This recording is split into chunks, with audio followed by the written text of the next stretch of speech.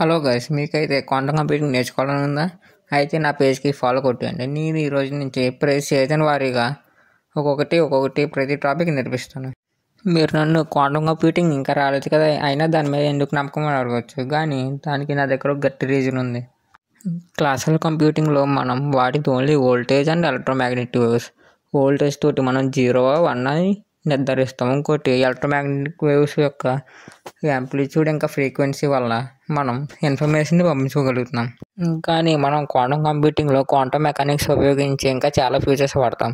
అదేంటంటే entanglement, super position, tunnelling, ఇంకా ఇలాగా చాలా ఫీచర్స్ వాడతాం.